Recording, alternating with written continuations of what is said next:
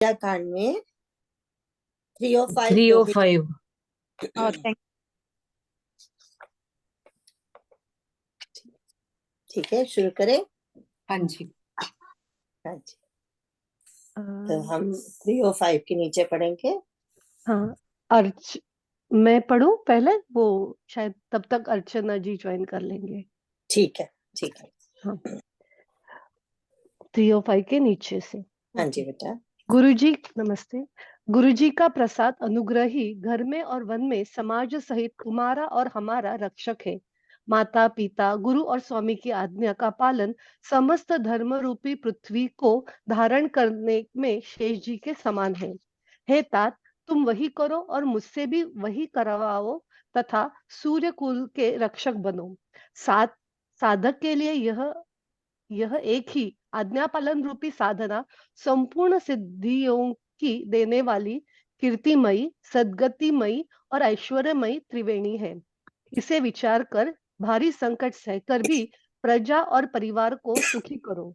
हे भाई, मेरी विपत्ति सभी ने बांट ली है, परंतु तुमको तो अवधि 14 वर्ष तक बड़ी कठिनाई है, सबसे अधिक दुख है। तुमको कोमल जानकर भी मैं कठोर विनय की बात कह रहा हूँ। हे तात, बुरे समय में मेरे लिए यह कोई अनुचित बात नहीं है। कठोर कुअवसर में श्रेष्ठ भाई ही सहायक होते हैं। वज्र के आघात भी हाथ से ही रोके जाते हैं। सेवक हाथ पैर और नेत्रों के समान और स्वामी मुख के समान होना चाहिए। तुलसीदास जी कहते हैं कि सेवक स्वामी की ऐसी प्रीति की रीति सुनकर सुकवि उसकी सराहना करते हैं। हाँ जी, तो हम देखते हैं कि जब भरत जी ने पूर्ण रूप से शरणागति हो गए और बोले भगवान से कि आप जो आज्ञा दोगे वही मैं करूंगा, तब भगवान जी उनको समझाते हैं कि जैसे हमने पीछे 304 के नीचे पढ़ा था ना, हे तात, तुम सूर्य कुल की रीति को, सत्य प्रतिज्ञा पिताजी की कीर्ति को और प्रीति को, समय समाज और गुरुजनों की लज्जा को तथा उदासीन मित्र और शत्रु सबके मन की बात को जानते हैं। तो भगवान जी वहां कह रहे थे कि भरत, तुम हमारे रघुकुल धर्म को जानते हो। हमारे पिताजी ने क्या क्या बलिदान किया, अपनी जान तक दे दी धर्म की रक्षा के लिए, है ना, वचन की रक्षा के लिए। और फिर कहते हैं ऐसे हमारे सत्य प्रतिज्ञा पिताजी थे, तो हमारा भी तो फर्ज बनता है ना। फिर उनका उनका उनकी जान चली गई पुत्र के वियोग में। तो अगर आप पुत्र फिर कहते हैं अच्छा ठीक है अब वापस चलते हैं, तो फिर उनके बेचारे की जान जाने का भी क्या फायदा, मतलब फायदे की बात यहाँ नहीं हो रही। कहने का मतलब उनकी जो कुर्बानी हुई उसका कोई मतलब नहीं हुआ, धर्म के लिए जो कुर्बानी हुई थी ना। तो अब यहाँ पे भरत जी को वो समझा रहे हैं कि सब कुछ तुम्हारे हाथ में है। तब भरत जी समझ जाते हैं, भरत जी कहते हैं जो आपकी आज्ञा वो मैं वैसा ही पालन करूंगा। तो आप वो बोलते हैं आप मुझे आज्ञा दीजिए। तब भगवान उन्हें समझा रहे हैं। तो वो कहते हैं कि देखो, जो तुमको ये चिंता थी ना कि सब कैसे होगा, तो बोलते हैं गुरु जी का प्रसाद, प्रसाद मतलब उनका अनुग्रह है। कहते घर में और वन में समाज सहित तुम्हारा और हमारा रक्षक है। उनका कहने का मतलब तुम चिंता मत करो, हमारे गुरु तो बहुत एक महान हस्ती हैं, वैसे भी गुरु की कृपा से सब कुछ होता है। तो बोले वन में हमारी कौन रक्षा करेगा, गुरु करेंगे। वहां घर में तुम्हारे कौन करेगा रक्षा, सारा समाज की रक्षा कौन करेगा, गुरु करेंगे। तो उसके बाद कहते हैं माता पिता और गुरु स्वामी की आज्ञा पालन समस्त धर्म में धर्म रूपी पृथ्वी को धारण करने में शेष जी के समान है। तो उनका क्या मतलब है कि माता पिता की आज्ञा और गुरु स्वामी की आज्ञा सबसे बड़ी चीज है। ये इसको धारण करना जो है एक कठिन और भारी कार्य होता है। तो लेकिन कहते हैं समस्त धर्म रूपी पृथ्वी को धारण करने में शेष जी के समान है। कहने का मतलब जैसे शेष जी इस पूरे सृष्टि को धारण करते हैं, धरती को धारण करते हैं, उसी तरह कहते हैं अगर माता पिता की आज्ञा का पालन करना, गुरु स्वामी की आज्ञा पालन करना कोई इतना आसान नहीं होता। अब आपा खो के सेवा होती है ना, अपना सुख खो के, अपना सब कुछ खो के तभी हम दूसरे की आज्ञा पालन कर सकते हैं ना पूर्ण रूप में, जब आपा खोया तो फिर वो कहते हैं कि हे तात तुम वो ही करो एंड मुझसे भी करवाओ। सी भगवान ये नहीं कहते मैं तुम्हें आज्ञा दे रहा हूँ, वो भाई को खुश कर रहे हैं। वो बोले मैं वही, क्योंकि वो तो पहले राम जी कहते हैं भरत जो तो कहेगा वो मैं करूंगा, और भरत जी कहते हैं राम भगवान अपने भाई को जो आप कहोगे वो मैं करूंगा। तो यहाँ पे देखो वो ये नहीं कह रहे मैं तुम्हें आज्ञा देता हूँ, वो ये कहते हैं हे तात, हे प्रिय भाई, कि मुझसे भी वही करवाओ और तुम भी वही करो। क्या करो? जो सूर्य कुल के रक्षक बनो। सूर्य कुल के, हमारे सूर्य कुल की मर्यादा जो है, धर्म धर्म की जो मर्यादा को हम धारण करने वाले हैं, तुम उसके रक्षक बनो। कहने का उनका मतलब यह है कि अगर आप तुम सचमुच जिद करते हो तो मुझे वापस जाना होगा तेरे प्यार के लिए। तब मैं रिमेम्बर उन्होंने पहले ही बोल दिया था कि मैं पिताजी की भी पिताजी ने जो कसम खाई थी उसको भी वापस करने के लिए तैयार हूँ, कि मैं चला जाऊंगा वापस अगर मेरा भरत चाहेगा तो, है ना। पर लेकिन फिर भरत को बाद में, अब देखो ये कहते हैं कि तुम हम सबके रक्षक बनो, जो तुम्हारी आज्ञा होगी वही हम करेंगे। एंड फिर उसके बाद कहते हैं साधक के लिए यही एक, क्या एक साधना है? साधना है आज्ञा पालन रूपी साधना। हम कहते हैं कौन सी साधना करें? हम भक्ति की साधना करें, हम कौन सा योग लें, है ना। हम कर्म योग करें, हम भक्ति योग करें, ज्ञान योग करें, कौन से रास्ते पे चलें? तो वो बोलते हैं जो गुरु आज्ञा देते हैं वो ही साधना है श्रेष्ठ। श्रेष्ठ जैसे गुरु करे तो वो ही संपूर्ण सिद्धियों को देने वाली है। सिद्धियां कौन सी? कीर्ति, सदगति और ऐश्वर्य मैत्रिणी। जो कीर्ति, देखो वो यही तो भगवान कृष्ण ने भी अर्जुन से कहा था ना, सेकंड के सेकंड में, वो ही करना चाहिए जिससे कीर्ति की प्राप्ति हो, सदगति की प्राप्ति हो, ऐश्वर्य की प्राप्ति हो। तुम वही करो जो बड़े करते थे, जो बड़ों से शिक्षा मिली, वही उन्होंने बोला था ना सेकंड के सेकंड में। तो यहाँ भगवान जी भी यही बताते हैं कि कीर्ति, देखो अगर जग में रहना है तो ऐसा नहीं है कि कीर्ति की इच्छा है, पर फिर भी एक राजा है, उसको तो एक उदाहरण भी तो बनना है ना, एक एग्जाम्पल बनना है। एक राजकुमार को, एक राजा को अगर उसकी कीर्ति अच्छे कर्मों से हुई होगी तो दूसरे लोग भी तो वैसा व्यवहार करेंगे ना।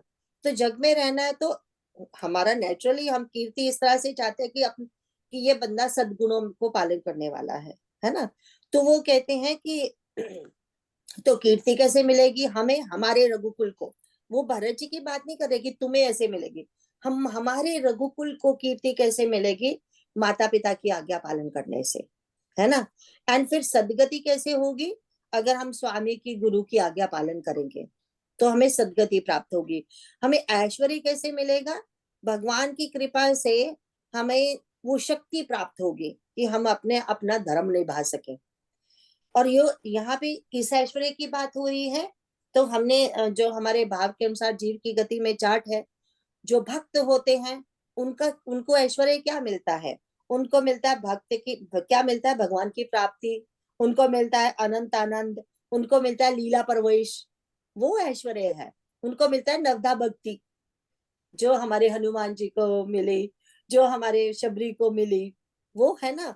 वो ऐश्वर्य है एक भक्त के लिए, जो भगवान यहाँ पे बता रहे हैं।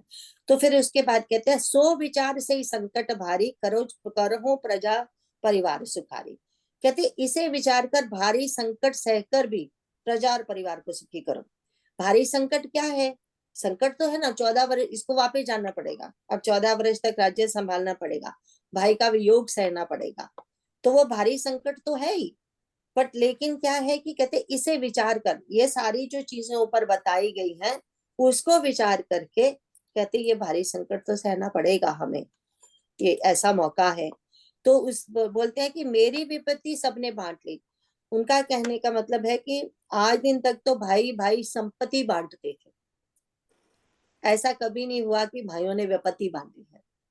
कहते ऐसा पहली बार ऐसा हुआ कि तुम सब ने मिलके मेरी विपत्ति बांट ली। अब विपत्ति ये नहीं है भगवान को कि 14 साल उनको वनवास रहना पड़ रहा है, रिमेम्बर दैट, वो विपत्ति की बात नहीं कर रहे।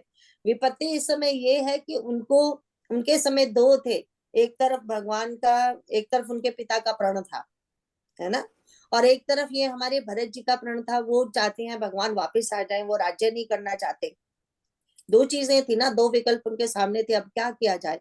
वो तब उन्होंने कहा था कि मेरा भरत का प्रेम मेरे मुझे पिता के प्रण से भी ऊपर है, कि मेरा भरत ऐसा निश्चल है। बट परंतु फिर उन्होंने ये कहा कि पर ये इसका मतलब ये नहीं है कि हम अपने प्यार में अपना धर्म भूल जाएं। हमने पिछली बार देखा था ना, वो कहते हैं कि कोई प्रेम में ये होते हैं कि कोई प्रेम में इतने कठोर बन जाते हैं, है ना। हमने देखा था ना पिछली बार, कई लोग प्रीति में क्या करते हैं, इतने प्रीति के वश में हो जाते हैं कि नीति भूल जाते हैं, हमारा धर्म क्या है ये भूल जाते हैं।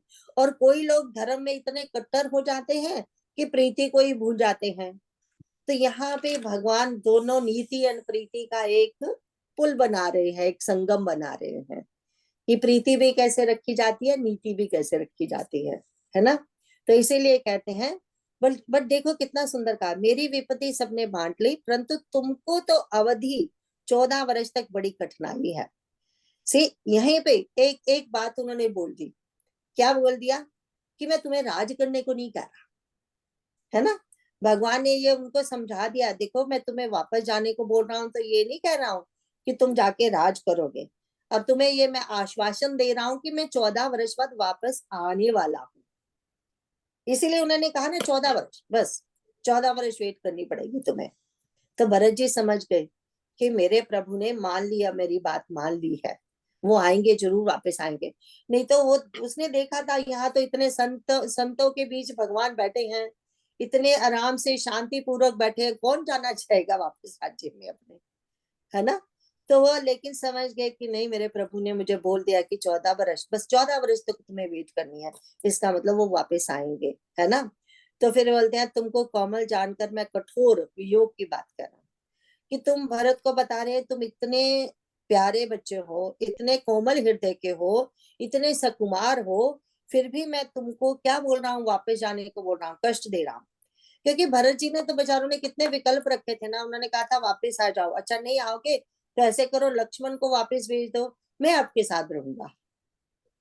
उसने तो कितनी बातें सामने रखी थी ना भगवान के कि अच्छा चल तुम आप वापस नहीं जाना चाहते ना जाइए वापस, पर मुझे रख लो ना अपने पास। लक्ष्मण जी को वापस भेज देते हैं राज्य संभालने के लिए। तो वो बोले कि फिर भी तुम्हें इतना इतना तुम प्यारे हो, इतना मुझसे प्रेम करते हो, फिर भी मैं तुम्हें ये कठोर इस समय आज्ञा दे रहा हूँ, क्या करूं, क्या समय ही ऐसा है। मतलब इस समय कहते हैं ना, तो कहते हैं बुरे समय में मेरे लिए अनुचित बात नहीं, समय ही ऐसा है कि मुझे ऐसी आज्ञा देनी पड़ रही है। तो फिर उसके बाद कहते हैं कि कठोर को अवसर में श्रेष्ठ भाई ही सहायक होते हैं। तो वो कैसे एग्जाम्पल देते हैं, भाई कैसे सहायक होते हैं, तभी हम हमें ये कहावत है ना हमारे में कि जो भाई होते हैं वो बुझाई होती हैं तुम्हारी, है ना, ऐसा बोलते हैं ना हम। भगवान जी वही कह रहे हैं ना यहाँ पे कि देखो कठोर जैसे वज्र की आघात भी हाथ रोकते हैं, कि जैसे हमें कुछ कहीं किसी भी तरह से प्रहार हो रहा हो तो हमारी बाजू पहले आगे आती है, क्योंकि वो फेस ये अपना हेड बचाना होता है मेनली, तो हमेशा हम बाजू आगे कर लेते हैं।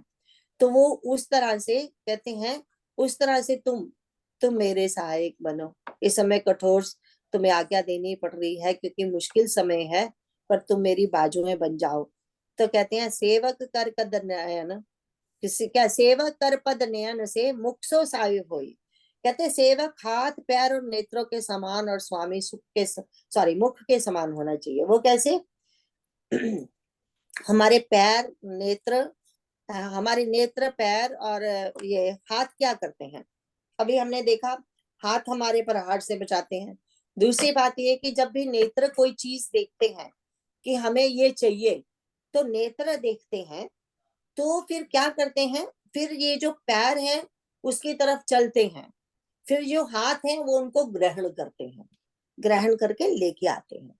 इवन अगर हमने ये चाय भी पीनी है तो नेत्र देख रहे हैं, हाथ मुंह की तरफ लेके आ रहा है ना, हम देख सकते हैं। तो ये उनका ये मतलब है कि ये जो हाथ पैर और नेत्र है वो क्या है, वो सेवक के समान है, एंड स्वामी मुख के समान होना चाहिए। फिर अब एक पहले तो बोल दिया ना कि तुम राजा बन के तुम जा रहे हो, तुम्हें राज्य संभालना पड़ेगा इतने दिनों के लिए, और फिर बता रहे कैसे संभालना है। अब ये राज शिक्षा दे रहे हैं, ठीक है। और बता रहे हैं स्वामी कैसे होना चाहिए, स्वामी मुख के समान। अब हमारा मुंह जब खाता है, चूसता है, ऐसे लगता है सब कुछ मुंह खा रहा है, रस ले रहा है, लेकिन वो लेके क्या करता है, बाहर थोड़ी फेंक देता, अंदर भेजता है, हर एक अंग को यथा योग्य शक्ति देता है वो अन्न, है ना। तो बोले ऐसे होना चाहिए एक स्वामी को। उसका मतलब ये है कि जैसे एक राजा को कैसे होना चाहिए, राजा कर तो लेता है सबसे, इनकम टैक्स देना पड़ता है हम लोगों को, लेकिन फिर वो टैक्स, वो कर को कैसे यूज किया जाता है, वो सबको यथा योग्य सब जगह पे लगाना चाहिए। ये मतलब है उनका, है ना। अब इसके आगे पढ़ते हैं 306 के नीचे। श्री रघुनाथ जी की वाणी सुनकर जो मानो प्रेम रूपी समुद्र के मंथन से निकले हुए अमृत में सनी हुई थी, सारा समाज शिथिल हो गया, सबको प्रेम समाधि लग गई। यह दशा देखकर सरस्वती ने चुप साध ली। भरत जी को परम संतोष हुआ। स्वामी के सम्मुख अनुकूल होते ही उनके दुख और दोषों ने मुंह मोड़ लिया। वे उन्हें छोड़कर भाग गए। उनका मुख प्रसन्न हो गया और मन का विषाद मिट गया, मानो गूंगे पर सरस्वती की कृपा हो गई हो। उन्होंने फिर प्रेम पूर्वक प्रणाम किया और कर कमलों को जोड़कर वे बोले, हे नाथ, मुझे आपके साथ जाने का सुख प्राप्त हो गया और मैंने जगत में जन्म लेने का लाभ भी पा लिया। हे कृपालु, आप जैसी आज्ञा हो, अब जैसी आज्ञा हो उसी को मैं सिर पर धरकर आदर पूर्वक करूं। परंतु देव, आप मुझे वह अवलंबन कोई सहारा दे जिसकी सेवा कर मैं अवधि का पार पा जाऊं, अवधि को बिता दूं। हे देव स्वामी, आपके अभिषेक के लिए गुरुजी की आज्ञा पाकर मैं सब तीर्थों का जल लेता आया हूँ। उसके लिए क्या आज्ञा होती है? आगे पढ़ने बात नहीं, यहाँ तक तो हम देखते हैं कि यहाँ पे बोलते हैं क्या क्या बोल रहे हैं कि भगवान की वाणी, पहले तो यह है भगवान की वाणी कैसे थी, प्रेम रस में भरी हुई, जैसे एक प्रेम रूपी अमृत निकल रहा हो, तो सबको प्रेम समाधि लगे।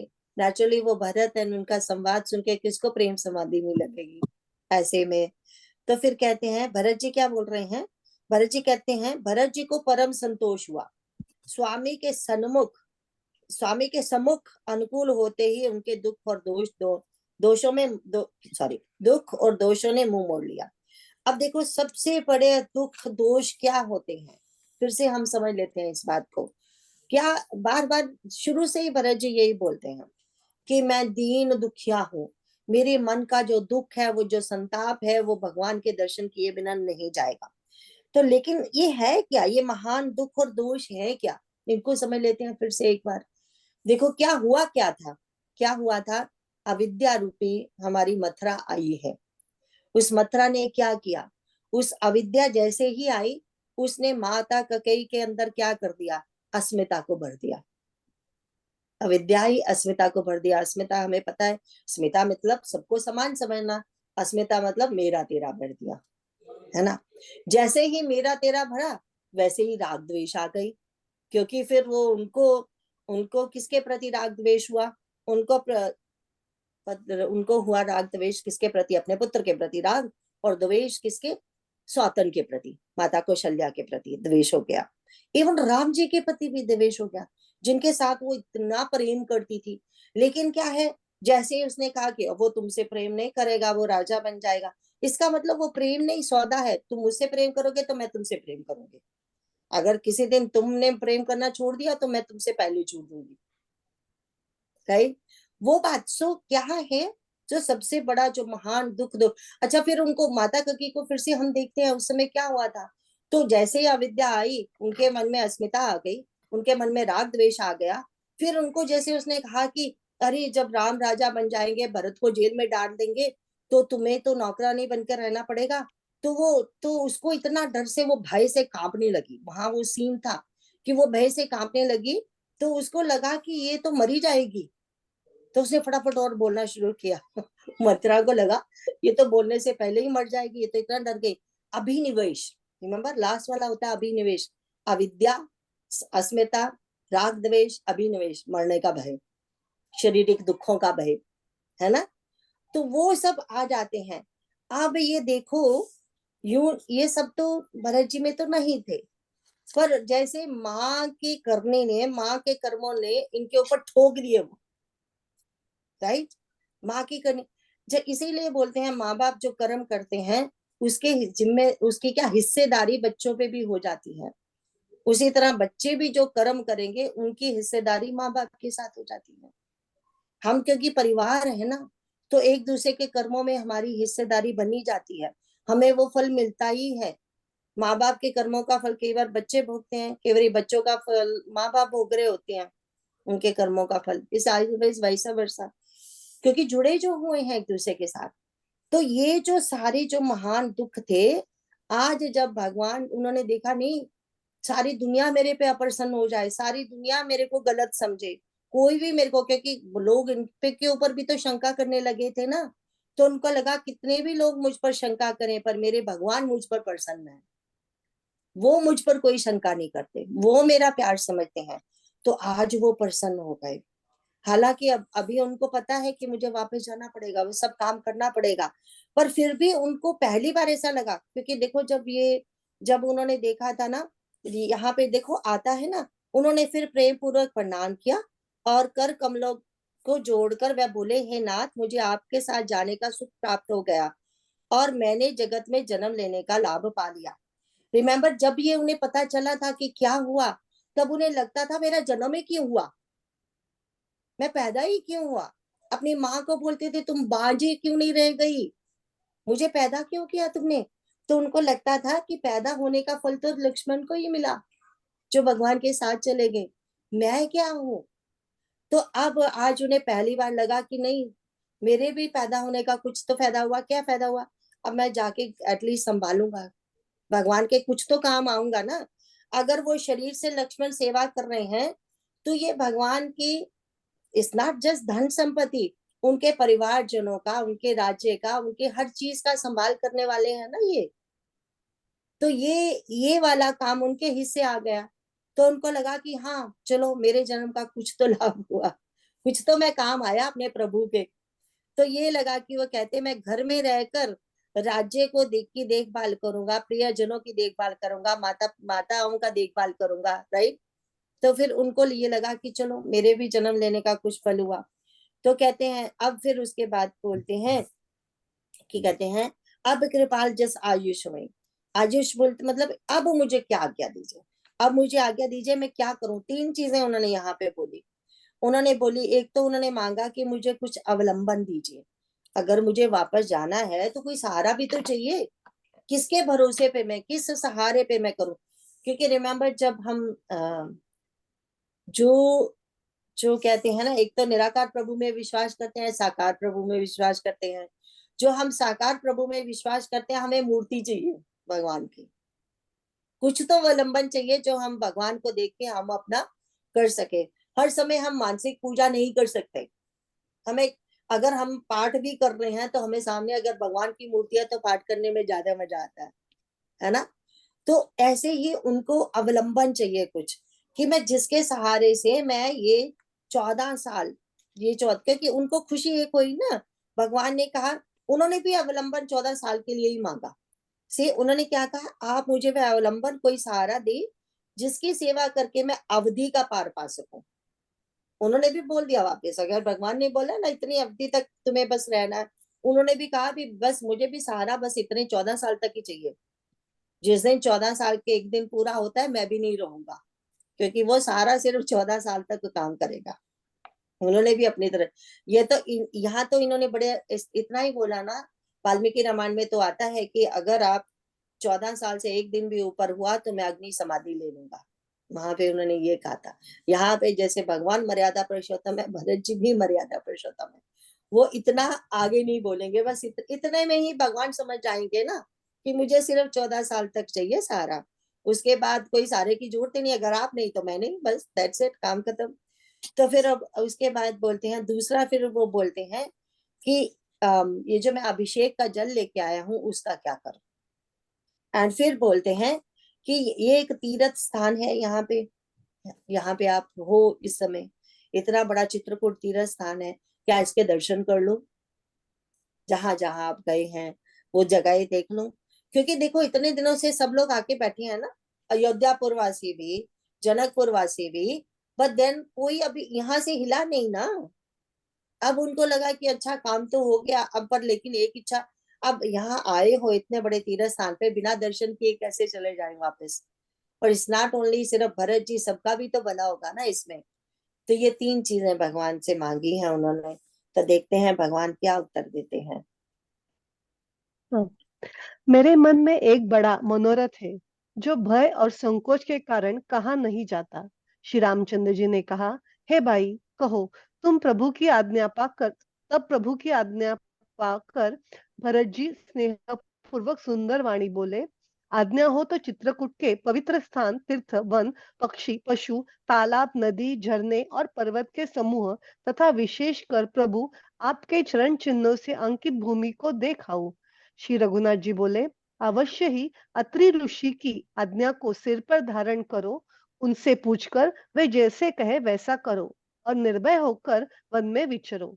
हे भाई, अत्रि मुनि के प्रसाद से वन मंगलों का देने वाला पवित्र, परम पवित्र और अत्यंत सुंदर है, और ऋषियों के प्रमुख अत्रि जी जहां आज्ञा दे वही लाया हुआ तीर्थों का जल स्थापित कर देना। प्रभु के वचन सुनकर भरत जी ने सुख पाया और आनंदित होकर मुनि अत्रि जी के चरण कमलों में सिर नवाया। समस्त सुंदर मंगलों का मूल भरत जी और श्री रामचंद्र जी का संवाद सुनकर स्वार्थी देवता रघुकुल की सराहना करके कल्प वृक्ष के फूल बरसाने लगे। हाँ, तो अब हम देखते हैं कि आ, उन्होंने बोला, राम जी क्या बोलते हैं, तुम कहते हैं कि तुम क्या क्या देखना चाहते हैं, चित्रकूट के सारे तीर्थ स्थानों को वो देखना चाहते हैं, जहां जहां भगवान के चरण पड़े, और वहां के पवित्र तालाब, पवित्र वन, पवित्र तीर्थ सब देखना चाहते हैं। तो भगवान क्या कहते हैं, वो कहते हैं अवश्य ही अत्रि ऋषि जी की आज्ञा को सिर पर धारण करो और उनसे पूछकर वह जैसा चाहे वैसा करो। अब देखो, भगवान तो मर्यादा पुरुषोत्तम है ना, एंड वो क्या है, प्रभु तो धर्म की रक्षा करने वाले हैं। हर चीज में वो देखते हैं कि कैसे बात करनी है। उनको है कि इस एरिया में कौन से संत रहते हैं, इस एरिया में कौन से ऋषि रहते हैं। ये एरिया अत्रि मुनि जी का एरिया है, ठीक है, जहां भगवान रह रहे थे उससे थोड़ी दूर अत्रि मुनि जी का आश्रम है। तो उनको है कि अत्रि मुनि जी का आश्रम, सबको पता है अत्रि अनुसुईया जी कितने महान है दोनों, उनकी कहानियां तो सबको पता है। अत्रि जी की जितने अत्रि जी महान है उतनी महान अनुसुईया देवी है। उन्हीं की कृपा से गंगा मैया की एक धारा मंदाकिनी यहाँ पे है। तो फिर वो सब सब जगह के दर्शन कितने पवित्र होंगे। इसलिए उन्होंने कहा कि अत्रि मुनि जी की आज्ञा, क्योंकि जिस ऋषि का एरिया है उनसे आज्ञा लीजिए पहले कि मैं कहाँ कहाँ जाऊं। उनसे आज्ञा लेने के कितने फायदे होंगे ना। एक तो देखो, कि हम जितने भी पढ़ते हैं हमारे शास्त्रों में ये लिखा आता है, कहीं किसी भी तीर्थ स्थान पे जाओ, उसका पहले महात्म्य पता होना चाहिए। फिर नियम पूर्वक वहां बैठ के वहां के संतों के दर्शन करो, उनसे इस जगह का महात्म्य पूछो, उनकी कृपा से फिर तुम्हें जो असली तीर्थ स्थान का जो फल बताया गया है वो तब मिलेगा। ऐसे तो गंगा में स्नान करके सारे ही आ जाते हैं, क्या सारे सबके पाप धुल जाते हैं? क्या सचमुच अंदर से सब विश्वास करते हैं कि हमारे पाप धुल गए? तो वो सब चीजें तो तभी उनका पूर्ण रूप से फल मिलेगा अगर संत कृपा होगी, अगर संतों के दर्शन होंगे। तो सबसे पहले हमें जाके किसी भी तीर्थ स्थान पे ये देखना चाहिए, अगर किसी संत के दर्शन हो सके तो वो तो एक बहुत बड़ी बात है। तो हम हम लोगों के लिए जो हम इतनी दूर रहते हैं, हमें वह सब सोच के यही बात होती है, हम कहीं भी तीर्थ स्थान पे जाएं तो हमारे पास बहुत थोड़ा टाइम होता है, फटाफट जाके दर्शन करते हैं, भागे जाते हैं, भाग के आ जाते हैं। इतना टाइम होता ही नहीं कि थोड़े दिन बाहर रुक के अच्छे से बैठ के उनके वहां के दर्शन करके आए, है ना, एक एक चीज का आनंद ले, वहां बैठ के पाठ करें। तो अब ये तो लेकिन भगवान जी विधि इस तरह से बताते हैं, ठीक है। तो कहते हैं, आगे लिखा है कि अब भरत जी ने अत्रि मुनि जी के पास गए हैं, उनको प्रणाम किया है, एंड प्रभु जी के वचन सुनकर भरत जी ने वही किया। अब कहते हैं, भरत राम संवाद सुनी सकल सुमंगल मूल। अब कहते हैं भरत, अब देखो भरत जी का नाम पहले आया, जैसे हम सीताराम बोलते हैं ना, यहाँ अगर ध्यान से देखेंगे तो भरत राम आ गया all of a sudden. Bharat Ram संवाद सुनी, भक्त का नाम भगवान से पहले हो गया, है ना। अब उनका उनका दोनों का संवाद क्या है, सुनी सकल सुमंगल मूल। तो ये सारे मंगलों का मूल है। अब कौन से मंगल होने वाले हैं? अब भगवान का अवतार क्यों हुआ है? गौ की रक्षा के लिए, ब्राह्मण की रक्षा के लिए, देवताओं की रक्षा के लिए, संतों के लिए। अभी तो बहुत कुछ होने वाला है ना, अभी तो शुरुआत हुई है। अभी तो आगे बहुत बड़े बड़े ऋषि जो भगवान के कितने देर वर्षों से, कितने युगों से, कई कई तो इंतजार कर रहे हैं भगवान का, उनको भगवान के दर्शन हो गए, माँ शबरी से उनका मेल होगा, और उसके बाद राक्षसों का विनाश होगा। वो तो बिल्कुल बाद में होना है, पर उसके पहले भी बहुत कुछ होगा, है ना। तो वो है सकल सुमंगल मूल। मतलब भरत जी का मान जाना, भगवान के कहने से वापस मुड़ जाना, एंड भगवान जी का 14 वर्ष तक यहाँ रहना, वो सकल सुमंगल मूल है ना। और हमारे लिए भी तो है ना, हमारे लिए तो कथा तभी बनेगी, कथा का विस्तार तभी होगा अगर राम जी फिर वन में रहते हैं पूरा 14 साल। रावण का होता है, जो जो संतों का मिलन, वो सब हम पढ़ेंगे, क्या क्या हम पढ़ेंगे, तभी तो ये कथा क्या है ना, हमें भी, हमारा भी उद्धार करेगी। जो कथा सबसे, कि तभी तो कहते हैं ना तुलसीदास जी, राम जी जब आए उन लोगों का उद्धार हुआ, हमारा तो अब हुआ। और हम जो एक्चुअली इस समय जो जिंदा लोग हम बैठे हैं, हमारे लिए तो कितना मंगल, सचमुच में सकल सुमंगल मूल है। क्या है? अभी राम जी के जन्मभूमि पे आ गए वो, कितने लोगों ने 500 साल तक वेट किया है, कितने लोगों ने कुर्बानियां दी हैं। इमेजिन करिए, रोंगटे खड़े होते हैं। सब लोग सोचते हैं आजकल यही यही चर्चा, पर यही तो है, कितनी बड़ी बात है। हमें ये सब सुनने को, देखने को मिल रहा है इन आंखों को।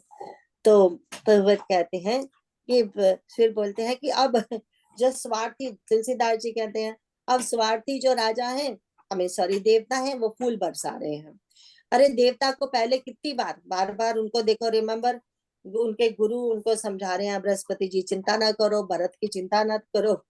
उनको लगा भरत आ गया, अब तो भगवान तो भक्त के अधीन है, भगवान चले जाएंगे वापस। कितनी बार गुरु ने 2 बार समझाया, माँ सरस्वती ने समझाया, पागल हो तुम लोग। तो फिर तब तक वो कितना डर रहे थे। अब फाइनली जब ये हुआ, तब जाके फूल बरसाए हमारे बच्चे के ऊपर, पहले नहीं बरसाए थे। है ना। अब फूल बरसाने लगे, तभी उनको स्वार्थी बोला गया है यहाँ पे। अब 308 के नीचे पढ़ेंगे। भरत जी धन्य है, स्वामी श्री राम जी की जय हो। ऐसा कहते हुए देवता बलपूर्वक अत्यधिक हर्षित होने लगे। भरत जी के वचन सुनकर मुनि वशिष्ठ जी, मिथिलापति जनक जी और सभा में सब किसी को बड़ा उत्साह, आनंद हुआ। भरत जी और श्री रामचंद्र जी के गुण समूह की तथा प्रेम की विदेहराज जनक जी पुलकित होकर प्रशंसा कर रहे हैं। सेवक और स्वामी दोनों का सुंदर स्वभाव है। इनके नियम और प्रेम पवित्र को भी अत्यंत पवित्र करने वाले हैं। मंत्री और सभासद सभी प्रेम मुग्ध होकर अपनी अपनी बुद्धि के अनुसार सराहना करने लगे। श्री रामचंद्र जी और भरत जी का संवाद सुनकर दोनों समाजों के हृदयों में हर्ष और विषाद, भरत जी के सेवा धर्म को देखकर हर्ष और राम वियोग की संभावना से विषाद दोनों हुए। श्री रामचंद्र जी की माता कौशल्या जी ने दुख और सुख को समान जानकर श्री राम जी के गुण कहकर दूसरी रानियों को धैर्य बंधाया। कोई श्री राम जी की बढ़ाई बड़ापन की चर्चा कर रहे हैं, तो कोई भरत जी के अच्छेपन की सराहना करते हैं। तब अत्रि जी ने भरत जी से कहा, इस पर्वत के समीप ही एक सुंदर कुआं है। इस पवित्र, अनुपम और अमृत जैसे तीर्थ जल को उसी में स्थापित कर दीजिए। तो अब हम देखते हैं कि सभी लोग प्रशंसा कर रहे हैं। अब सबके लोगों में हर्ष एंड विषाद हो रहा है। वो लिखा ही है अच्छे से कि हर्ष हो रहा है उनका भरत जी की सेवा धर्म को देखकर, एंड विषाद हो रहा है, राम वियोग होने वाला है।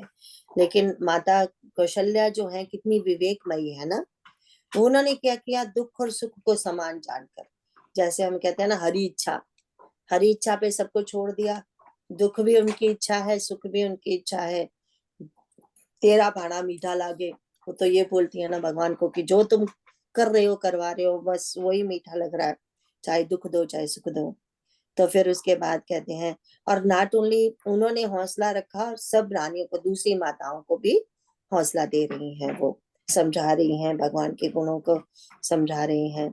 अब हम देखते हैं कि अत्रि मुनि जी ने क्या कहा। रिमेम्बर वो जल को कहीं रखना है ना, तो अत्रि मुनि जी बता रहे हैं कि एक सुंदर कुआं है, उसमें इस जल को स्थापित कर दीजिए। आगे पढ़ते हैं।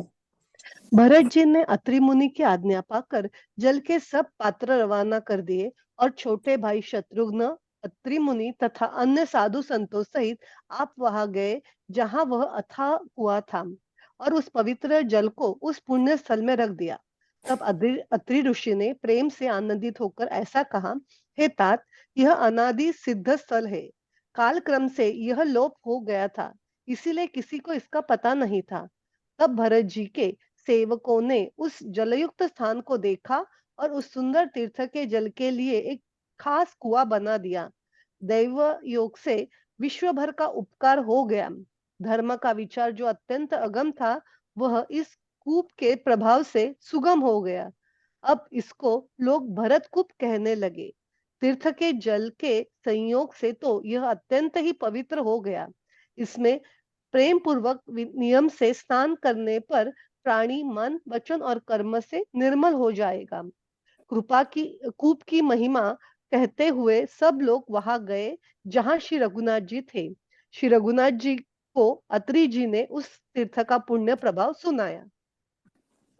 हाँ जी, तो हम देखते हैं कि भरत जी ने अत्रि मुनि की आज्ञा मानकर जल के सब पात्र रवाना कर दिए।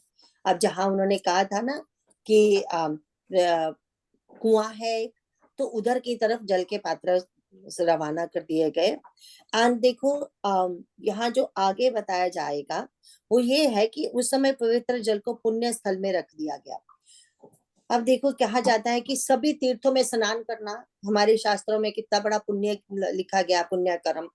एंड फिर सब क्या हम सभी जाके इस क्या कोई एक बंदा सभी तीर्थ जितने भी तीर्थ हैं हमारे भारत के सभी तीर्थों में शायद एक ही लाइफ में स्नान ना कर सके। सबका भाग्य तो शायद ऐसे ना हो। हर एक तीर्थ में हम एक एक तीर्थ में जाके क्या स्नान कर सकते हैं। तो इतना इतना ना तो समय होगा और ना ही इतनी सुविधाएं होगी किसी के पास। तो फिर कहते हैं कि अब देखो ये क्या हुआ यहाँ पे, ये भरत जी ने जो सभी तीर्थों का जल इकट्ठा किया तो वो इस कुएं में जाएगा, है ना। तो इसका लेकिन अत्रि मुनि जी का देखो वो क्या बोलते हैं। अब वो जो सुंदर स्थान उन्होंने बोला ना, सेवकों ने अच्छा अच्छा कुआं उसको बना दिया। तो ये कहने का मतलब कुआं तो पहले से ही था, लेकिन अब कुएं को एक सुंदर स्थान बना दिया। जैसा हम कहते हैं ना, घाट बना दिए नहाने के लिए, सुंदर एक जगह पक्की बना दी गई। तो एक कुएं का एक विशेष उसको रूप दे दिया गया और नाम वहां रख दिया गया। तो वो कहते हैं, अत्रि जी क्या बोल रहे हैं। तब अत्रि ऋषि ने प्रेम से आनंदित होकर कहा, हे तात, ये अनादि स्थिर स्थल है। कर्म काल कर्म से ये लोप हो गया था, इसी का इसको किसी को पता नहीं था। अब क्या है कि ये जो जैसे प्रयागराज को कहा जाता है ना, कि इवन जब यह धरती प्रलय के पानी में डूब भी जाती है, प्रयागराज जो है वो हमेशा रहता है। उसकी एक पहचान है, जो वट का वृक्ष है वो जैसे जैसे पानी बढ़ता जाता है वट का वृक्ष बड़ा होता जाता है। वो एक प्रयागराज की पहचान है। तो प्रलय में भी रहता है। इसी तरह ये जो कुआं है ये सिद्ध स्थल है, क्योंकि जब जब राम जी का जन्म होगा, जब तब तब उनको वनवास होगा, और जब वनवास होगा तो भरत जी मिलने आएंगे। भरत जी मिलने आएंगे तो राज्याभिषेक का जल आएगा उनके साथ, एंड ये जल वो ही जल इस कुएं में डाला जाएगा। तो दैट मीन ये कुआं कितना अनादि है, कितने वर्षों से उसमें वो जो पवित्र जल डाले जा रहे हैं। मतलब ये, और कहते हैं वो कह रही हैं अपने आप, काल कर्म से ये लोप हो गया था नेचुरली। फिर धीरे धीरे समय जब आता जाता है, कलयुग खत्म होता है, सतयुग आया, तो धीरे धीरे वो उस स्थान, वो कुआं तो वहीं का वहीं रहा, लेकिन कहाँ पे है वो भूल गए लोग। तो उसके लिए तो जब हमारे अत्रि ऋषि यहाँ रहते हैं, उनको तो वो कुआं मिल जाता है, लेकिन वो भी कुएं की पहचान किसी को कराते नहीं जब तक भरत जी वहां नहीं आते। देखो इसका मतलब, देखो यहाँ तो भरत जी तो अब आए हैं ना, बट अत्रि मुनि जी को तो पहले से पता है इस कुएं का।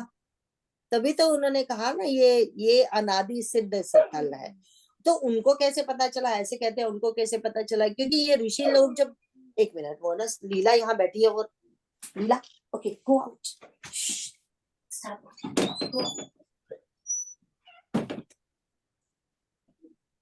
सॉरी, जब मैं अंदर बैठती हूँ तो दरवाजा खोल के आ जाती है, फिर अब चिल्ला रही थी बाहर जाने को। हाँ जी, तो हम देखते हैं कि जब ये संत लोग होते हैं, जब वो ध्यान में बैठते हैं, जब वो इन 13 स्थानों पे जाते हैं, जब वो ध्यान में बैठते हैं, तो उनको अपने आप पता चल जाता है यहाँ क्या हुआ था, है ना। तो इस तरह से उनको भी इसी तरह से पता चला है कि ये ताती अनादि सिद्ध स्थल है। तो वो कहते हैं ये लोप हो गया था कालक्रम से, तो अब वापस उसको फिर से बसाया जाएगा। तो अब उससे क्या होगा, उससे कहते हैं उसका भरतकूप नाम रखा गया है। तो कहते हैं तीर्थों के जल के संयोग से ये अत्यंत ही पवित्र हो गया है। ठीक है, अब इससे मिलेगा क्या हमें, तो वो भी बता दिया। इसमें प्रेम पूर्वक, ये देखो इसका फल क्या होगा, इसमें प्रेम पूर्वक नियम से स्नान करने पर प्राणी मन वचन और कर्म से निर्मल हो जाएंगे। निर्मल तभी होंगे अगर, तो दो चीजें होनी चाहिए ना, पहले श्रद्धा और विश्वास होना चाहिए, फिर संत कृपा होनी चाहिए कि संत संत के वचनों पे भी हमें इस तरह से एकदम से विश्वास नहीं आता। अगर उनकी कृपा हो, भगवान की कृपा हो, तभी उनके वचनों पे विश्वास होगा। एंड तब हम वहां जाके, अगर देखो स्नान विधि भी एक, जो अभी अभी हमने कहा कि सभी तीर्थों में जब स्नान करना है, उसमें भी एक विधि होती है। उसमें भी क्या विधि होती है, एक तो प्रेम से स्नान करना है, दूसरा तीर्थ स्थान के नाम का, उसके महात्म्य का भी तो पता होना चाहिए, तभी फल, तभी असली श्रद्धा विश्वास होगा। बिनु जाने हो ही नहीं प्रीति, जानने के बिना तो प्रीति नहीं हो सकती ना। तो बिनु प्रीति, तो बिनु प्रतीति, बिनु जाने हो ही नहीं प्रतीति, बिनु प्रतीति हो ही नहीं प्रीति। जब तक पता नहीं चलता तो प्रेम कैसे होगा। तो ये सब तो हमें इस भरतकूप में जब हम कभी हमें मौका मिले, वो ऐसा बोला जाता है, अखंडानंद सरस्वती जी बोल रहे थे कि ये जो है चित्रकूट से कुछ माइल दूरी पे है एक गांव में, एंड वो वहाँ कोई जहाँ ब्राह्मण लोग रहते हैं वहां पे ये कुआं है। तो बोले वहां उसको स्नान करने से जो फल मिलता है। तो बताया उन्होंने, ऐसा अखंडानंद सरस्वती जी का पढ़ रही थी तो वो बता रहे थे। तो कहते हैं अब कूप की महिमा, कहते हैं सब लोग वहां गए जहाँ रघुनाथ जी बैठे हुए हैं। अब जहाँ पे रघुनाथ जी हैं, क्योंकि रिमेम्बर कहते हैं 5 दिनों तक लगातार ये घूमते रहे भरत जी, और सब लोग, अभी अभी हमने पीछे पढ़ा था कि सभी लोग भी खुश हो गए जब भरत जी ने पूछा ना, तो सभी लोग भी प्रसन्न हो गए थे, क्योंकि उनको था कि चलो हमें भी मौका मिलेगा।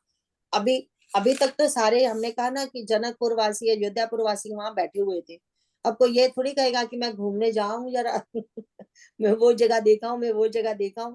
लेकिन अब भरत जी ने पूछा तो सबका ही भला हो गया, तो सब उनके साथ जाते हैं ना। अब 3:10 के नीचे पढ़ते हैं।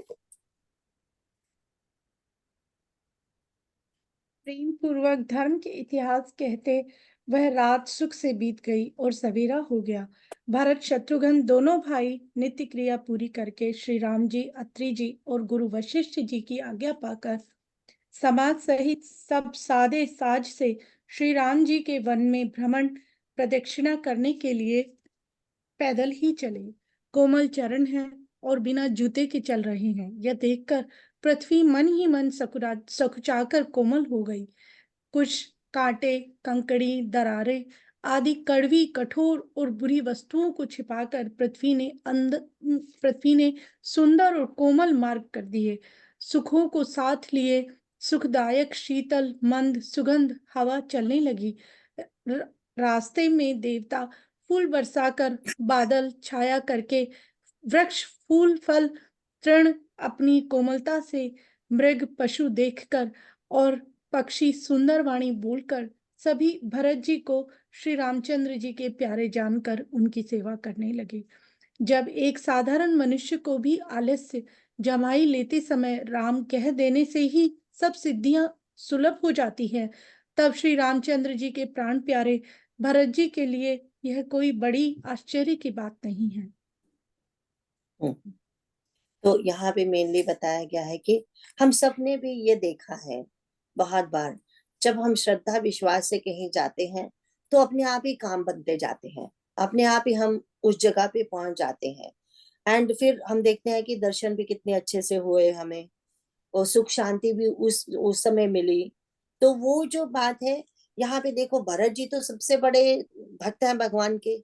तो भगवान के भक्त के तो कहते कुश कांटे कंकड़ी दस दरारें आदि सरी, कहते आदि कड़वी कठोर और बुरी वस्तुओं को छिपा लिया। किसने? माता पृथ्वी ने रास्ता साफ कर दिया उनके लिए। भगवान का भक्त आ रहा है, इतना बड़ा भक्त, वो भी उनका स्वागत कर रही है। तो कहते हैं कि सुखों के साथ लिए सुखदायक शीतल हवा चलने लगी। तो वो सब की हवा भी मंद मंद भी है, सुगंधित भी है, और धीमी भी चल रही है, शीतल भी है, मतलब ठंडी भी है, ना ठंडी है ना गर्म है ना। एंड फिर मंद मतलब धीरे धीरे चलने वाली एंड सुगंधित हवा चल रही है। ये सब तभी होता है जब हम सचमुच श्रद्धा एंड विश्वास से जाते हैं। होता है, सबके साथ होता है। तो हम सबको भी अपना अपना, अगर हम यहाँ बोलने लगे, हम सबको ऐसे एक्सपीरियंस हुए हैं, है ना। तो उसके बाद कहते हैं कि कहते जब एक साधारण मनुष्य को आलस्य से जवाई लेते समय राम कह देने से ही सब सिद्धियां सुलभ हो जाती हैं, तब श्री रामचंद्र जी के प्यारे भरत जी के लिए तो कोई बड़ी बात नहीं है। इसमें भी हमने कितनी बार कहा ना, कितने हमने हनुमान पदार्थ जी का बताया था क्लास में कितनी बार की। एक बार उन्हें ऐसे उनकी किसी के साथ बात हो रही थी अपने मित्र के साथ, तो मित्र को जब इसी बात पे कि राम राम बोलने से कैसे कल्याण होता है, या आखिरी समय राम मुंह से निकले तो राम की प्राप्ति होती है, तो उनका मित्र जो थे वो फॉरेन में पड़े हुए थे। तो वो बोले कि तुमको पता है अंग्रेजी में जो राम है वो जंगली बकरी को कहते हैं, रैम बोलते हैं ना हम। तो अगर वो बात कोई कर रहा है, राम बोल रहा है वो, लेकिन है जंगली बकरी को बोल रहा है, तो क्या उसका भी उद्धार हो जाएगा? मरते समय वो याद तो उस बकरी को कर रहा है, बट बोल रहा है राम, मुंह से निकल रहा है।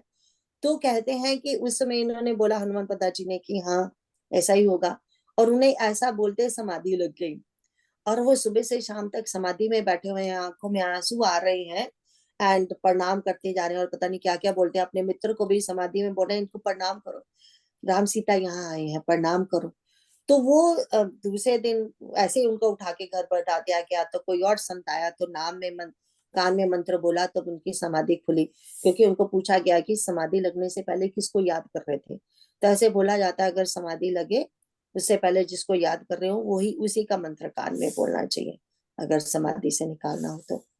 कहते हैं कि जैसे ही उन्होंने बोला, उनको भाव समाधि लगी, स्वयं भगवान के दर्शन हुए, क्योंकि इतने विश्वास से उन्होंने कहा था कि बिल्कुल ये मेरा पूर्ण विश्वास है। तो वो उनका कहने का मतलब है, हम लोग सबको आदत है ना हर बात में राम कहने की, जय सिया राम या जय माता की जय, राम राम। तो मतलब हम सचमुच बाजी लेते हुए भी हम ये बोलते हैं, है ना। तो वो कहते हैं कि उससे भी तुम्हें सब सिद्धियां उपलब्ध हो जाती हैं, मतलब भगवान की प्राप्ति हो जाती है। तो फिर भरत जी के लिए तो कोई आश्चर्य की बात नहीं, कितना सब कुछ उनके लिए सुलभ हो रहा है। अब आगे बढ़ते हैं। हाँ। इस प्रकार भरत जी वन में फिर रहे हैं और उनके नियम और प्रेम को देखकर मुनि भी सकुचा जाते हैं।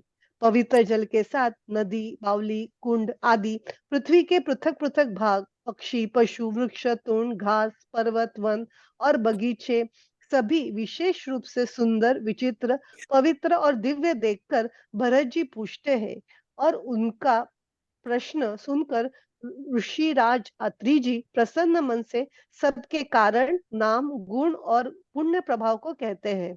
भरत जी कहीं स्नान करते हैं, कहीं प्रणाम करते हैं, कहीं मनोहर स्थान के दर्शन करते हैं, और कहीं मुनि अत्रि जी की आज्ञा पाकर बैठकर सीता सहित श्री राम लक्ष्मण दोनों भाइयों का स्मरण करते हैं। भरत जी के स्वभाव, प्रेम और सुंदर सेवा भाव को देखकर वन देवता आनंदित होकर आशीर्वाद देते हैं।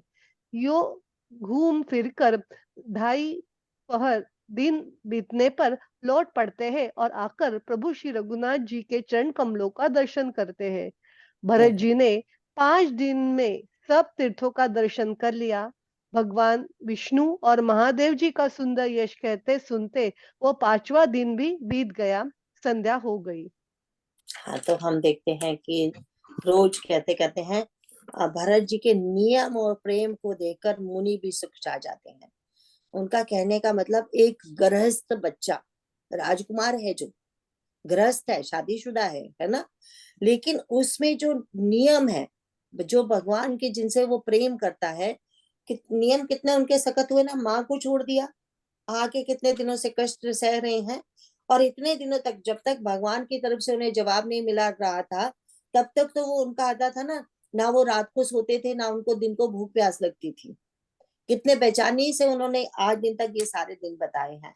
एक्चुअली ये लास्ट वाले 5 डेज ही उनके अच्छे बीते, सुख में बीते, है ना। अदरवाइज अब तक तो उनको बस वही उहापाही लगी हुई थी, क्या होगा, भगवान मानेंगे मेरी बात या नहीं मानेंगे। तो अब कहते हैं कि देखो भरत जी के नियम एंड, भरत जी में क्या है, नियम एंड प्रेम दोनों है, एंड वो गृहस्थ भी हैं।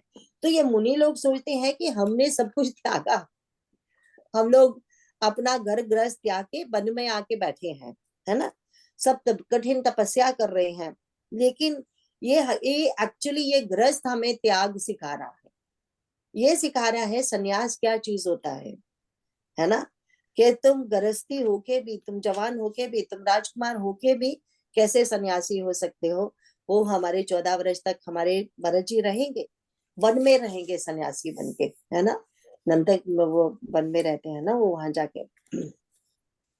तो हम कहते हैं, तो अब यहाँ से फिर से वही बात आ गई कि तीर्थ यात्रा का जो मुख्य हेतु होता है वो सत्संग ही होता है, क्योंकि उन्होंने कहा ना संत दर्शन होता है, क्योंकि क्या कर रहे हैं भरत जी, कहीं स्नान कर रहे हैं, कहीं प्रणाम कर रहे हैं, कहीं जैसे जैसे जैसे अत्रि मुनि जी बताते हैं इस जगह की ये महिमा है, यहाँ बैठ के नाम जप करो तो ये फल मिलेगा, है ना। तो वो सब भरत जी हमारे कर रहे हैं। बाकी हम फिर से तीर्थ समझ लेते हैं, तीर्थ स्थान क्या होते हैं, जहाँ पे कहते हैं या तो भगवान का अवतार हुआ हो, वो यहाँ अवतार हुआ है, जहाँ उनका लीला स्थली है, वो सब उनको तीर्थ बोला जाता है। जो हमारे तीर्थ कौन होते हैं, जो हमारे तापों को खत्म कर दें, हमारे तापों से उद्धार करते हैं, जो दुख दोष जो वो अभी अभी बोला भरत जी ने वो दूर कर दें। तो ये जो सो ये जो सारे जो तीर्थ, या तो भगवान दो दो तरह से ही तीर्थ बनते हैं, या तो भगवान ने वहां जन्म लिया है, या भगवान वहां का उनका अवतार हुआ है, या फिर उनकी लीला हुई है, या फिर संत लोगों ने जहां बैठ के तपस्या किया, बड़े बड़े संत महात्माओं ने, वो तीर्थ स्थान बन जाते हैं, है ना। एंड अब ये देखते हैं कि 5 दिनों में ही भरत जी ने सारे सारे तीर्थ यात्रा कर ली, सारे चित्रकूट की, है ना। तो अब हम देखते हैं आगे क्या होता है, एक और पढ़ लेंगे, मुझे लगता है एक ही पढ़ा जाएगा। अब चरण पादुका हम नेक्स्ट टाइम ही लेते हैं और उसकी महात्मा समझेंगे, क्योंकि वही तो एक मेन कथा है ना, चरण पादुका क्या है। तो एक और पढ़ लेंगे 13 तक प्लीज। अगले छठे दिन सवेरे स्नान करके भरत जी, ब्राह्मण, राजा जनक और सारा समाज आ जुटा। आज सबको विदा करने के लिए अच्छा दिन है, यह मन में जानकर श्री कृपालु श्री राम जी कहने में सकुचा रहे हैं। श्री रामचंद्र जी ने गुरु वशिष्ठ जी, राजा जनक जी, भरत जी और सारी सभा की ओर देखा, किंतु फिर सकुचा कर दृष्टि फेर कर वे पृथ्वी की ओर ताकने लगे। सभा उनके शील की सराहना करके सोचती है कि श्री रामचंद्र जी के समान संकोची स्वामी कहीं नहीं है। सुजान भरत जी श्री रामचंद्र जी का रुख देखकर प्रेम पूर्वक उठकर विशेष रूप से धीरज धारण कर दंडवत करके हाथ जोड़कर कहने लगे, हे नाथ, आपने मेरी सभी रुचियां रखी हैं, मेरे लिए सब लोगों ने संताप सहा और आपने भी बहुत प्रकार से दुख पाया। अब स्वामी मुझे आज्ञा दें, मैं जाकर अवधि भर 14 वर्ष तक अवध का सेवन करूं। हे दीन दयालु, जिस उपाय से यह दास फिर चरणों का दर्शन करे, हे कौशलाधीश, हे कृपालु, अवधि भर के लिए मुझे वही शिक्षा दीजिए। हाँ, तो हम देखते हैं कि 5 दिन बीत गए, अब छठा दिन जब सुबह हुआ, सब अपने स्नान करके पूजा पाठ करके खत्म हुए, तो अब कहते हैं अब भगवान को लगा कि आज का दिन अच्छा है वापस भेजने के लिए, आज का मुहूर्त अच्छा है। तो उन्होंने क्या किया, भगवान जी क्या कर रहे हैं, वो गुरु नृप भरत सभा अवलोकी। अब गुरु जी की तरफ देखा, गुरु विशिष्ट की तरफ देखा, क्योंकि गुरु जो है उनको तो दिनों का पता है ना, संत है, क्योंकि कौन से दिन में क्या काम करना चाहिए, चलने के लिए का भी एक मुहूर्त होता है, अगर शुभ काम के लिए चलना हो तो वो सब चीजें, वो सब मुहूर्त, सब नक्षत्र, सब दिशाएं, सब कुछ उनको तो पता है ना। तो फिर गुरु जी बताएं कि आज मुहूर्त अच्छा है ना। एंड फिर उनकी तरफ देखा, राजा जनक जी की तरफ देखने का क्या मतलब था कि महाराज जनक जी हम हमारे पिता के समान है, अब वो है हम में से बड़े, है ना। ससुर भी वो अब वही है, पिताजी भी हैं, पिता की तरह भी वही है ना। तो अब कहते हैं कि वो आज्ञा दे सकते हैं ना सबको, वो क्योंकि वो पिता के समान है, वो आज्ञा दे सकते हैं कि वापस चलना चाहिए। क्योंकि भगवान को लग रहा है कि मैं कैसे बोलूं, जाओ वापस अब, है ना। तो फिर वो कहते हैं, तो अब सारी सभा की तरफ देखा, अब सभा वासियों को भी प्रेम की तरफ दे रहे हैं, दृष्टि डाल रहे हैं। भगवान का कुछ कुछ पता नहीं किसकी तरफ कैसे देख रहे हैं कि इनका मनु चाट करते इनको वापस भेजे। भगवान की माया भगवान जानते हैं ना, लेकिन इन इन बड़ों बड़ों के ऊपर तो उनकी माया चलने वाली नहीं है। तो भरत जी को कहते हैं, भरत जी की ओर और सारी सभा की ओर देखा, किंतु सकुचाकर दृष्टि फेर कर वह पृथ्वी की ओर ताका। अब बोले तो बोले कैसे, संकोच में पड़ गए। अब सारे उनकी शील की सराहना करने लगे, सबको पता चल गया भगवान क्या चाहते हैं, लेकिन सब समझ रहे हैं कि भगवान संकोची हैं, बोल नहीं पा रहे हैं, कह नहीं पा रहे हैं कि यहाँ से अब सबको चलना चाहिए। तो अब देखो, भरत सुजान राम रुख देखिए, ये होता है सेवक जो बिना कहे ही अपने स्वामी की बात को समझता है, नॉट ओनली समझता है, मानता भी है ना। तो अब उन्होंने, भरत जी ने खुद ही उठकर कहा कि भरत जी ने रुख देखा भगवान का, कि भगवान चाहते हैं कि अब हमें चलना चाहिए।